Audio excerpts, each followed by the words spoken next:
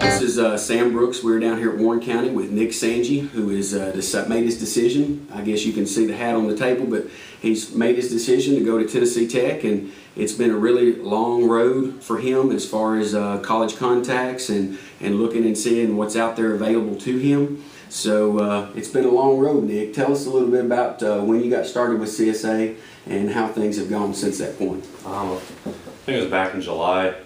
He first came over, and I really didn't have a lot of colleges I knew of that I could go to and talk about football and where I wanted to go. And y'all came up to me, and we went up there, and like maybe about a week later, I got colleges rolling in, calling, talking to me.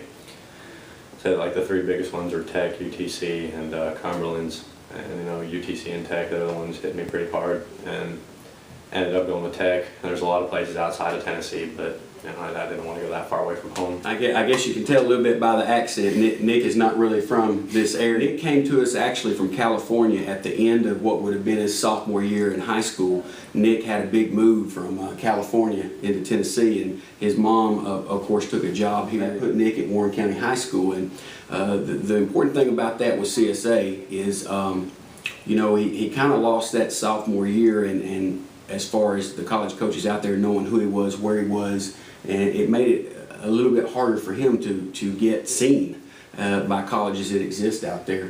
And as we said, Nick called us about, I guess, really going into his senior year, the summer of his senior year, and we got with him pretty quick and got him some quick interest on CSA. The thing we come to figure out, and I think on the recruiting trail for you, you did figure out you didn't really want to go far away from home. Yeah. So talk a little bit about some schools. You don't have to mention any names, but there were several D2 schools out there that were really wanting you to come play for them. And how did you come up upon your decision where you finally decided that you really wanted to stay close to home? I kind of thought about it originally when I was in California. I liked it there, and I go out there to see my dad because he still lives out there, and I always get homesick when I'm away from there. I mean, I love it out there. I love go seeing my dad, but no place like home really. Yeah. So went to Tech. It's maybe about a 40-minute drive. I'm close to my family and my friends. A lot of my friends are going to Tech. They got a great football team. And, a lot of other places that are a little bit farther away, and just it was a good school close to home. It was everything that I wanted. The thing that kind of impressed me about it, you're a young man that's not afraid to travel. You went up in the summer of your senior season. You went up to Canada to train with a professional up there that you know very well. Spent about 3 weeks, I think it was, up there with them training, and were able to lose a lot of weight at that time, gain a lot of strength, and that was very important for you going into your senior season. Talk a little bit about your decision to go up to Canada and take a month up there and work out with those guys, and how that went. Well, my mom knows somebody that lives up there, and they told me that if I go up there, there's a lot of things that I could achieve when I go up there and get stronger, faster, lose some weight.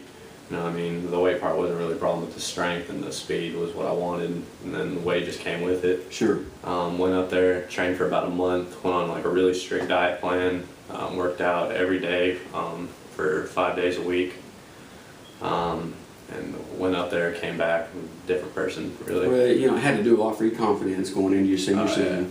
And it got probably to the top of your game as far as strength and speed is concerned, because I remember talking to you. You felt you were stronger than you've ever been, and you were faster than you've ever been, and that definitely helped. And especially when we got the word out there that you were there and you were training, I think that got a lot more interest on the recruiting aspect of your senior year than we had before you went up there. Talk a little bit about a college kid who might be out there listening to this that might have been in the same situation with you are. They got decent grades. They might think they have the potential and the ability to play college football, but maybe they're not getting some contacts, some looks, and some things that are important, that we know are important. What would be your advice to them? We've already talked about working out, eating. What would be your advice to, let's say, a sophomore or a junior out there that really, really wants to play college football or a college sport in general? What would be your advice to them now that you're to the point to where you're going to be playing college football? Call up CSA PrepStar. That'd be definitely number one, and work hard. Now, I wasn't trying to lead you into that. I think it's very important for us to be involved, and we definitely got the information out there for you. But there's a lot of things that you can do to make yourself a little bit more marketable. CSA PrepStar definitely is one of them. Right. But you hit on the working out. Paying the price in a weight room is definitely something for a football player that you're going to have to do. It's that whole thing about self-discipline. You gotta work hard. You gotta keep working hard. It's all consistency. That's what I'd say. I mean, there's been times where I slacked off and I could really see what it did, and it's not good. The more consistent you are from your freshman year to your senior year, the better off you are. Talk a little bit about your grades, how you had to work on those, because I know you really improved your grades and you really worked hard on them after we got together at the first time, because we really told you how important grades were going to be in the end result, and as it turned out, they were very important. So talk a little bit about the grades and how you worked in the academics and anything else that you would like to tell an upcoming young man that wants to play ball. I say grades are about everything. If you don't have the grades, you can't get in. Without grades, there's no football. It's really not as hard as it sounds. Most of it's just going in there and doing your work. Effort and wanting to do it. Yeah. How many times when you got the college contacts from a coach, whether it be by email, I know you got all kinds of emails. Yeah. I know you got college calls, contacts from coaches all around. One of the questions that I always get when we were talking about you or some of our other kids would get, I guess probably the second question we get is about academics. Did you get a lot of academic questions from college coaches? I did. They always asked me about my grades. I told them what my grades were. They asked about ACT. They said ACT was always big and it was important. My ACT grade was good for any school, just about all the schools that called me. Right. And that's definitely a big one, so you got to study for your ACT. I never really influenced you too much because I'm an alumni of Tennessee Tech. I played football there back in the mid-'80s, late 80s.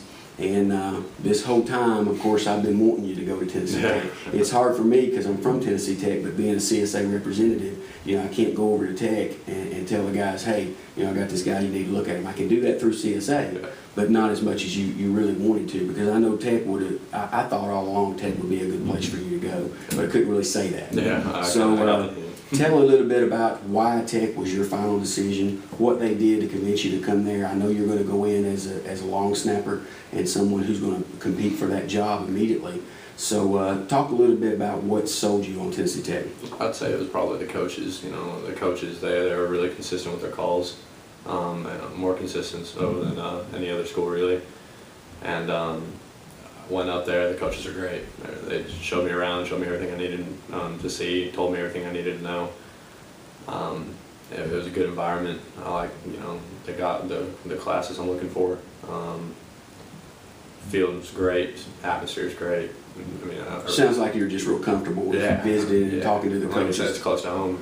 But it's a real treat for me because I don't know if I told you this, but I'm actually the color guy on Saturdays on the TV for Tennessee Tech. Really? So I was a CSA guy, and now I'm going to be the guy up there talking about you in the box. So it's very, very exciting for me, and it's been a great ride with us, being able to work with you guys and your mom, Miss Dawn Marie, and she's been great, and getting stuff back to us when she's supposed to, and I told you when we got involved, we'd sit back and have fun and enjoy the ride. And boy, it's from my point of view, it's been really neat to sit back and watch that. Even though you went through some ups and downs and turbulent times throughout your high school career this year, it's been neat to sit back and watch and talk to all these coaches about you. And I really, really look forward to seeing you play at Tennessee Tech. Yes, sir. Thanks a lot. Thank you. All right.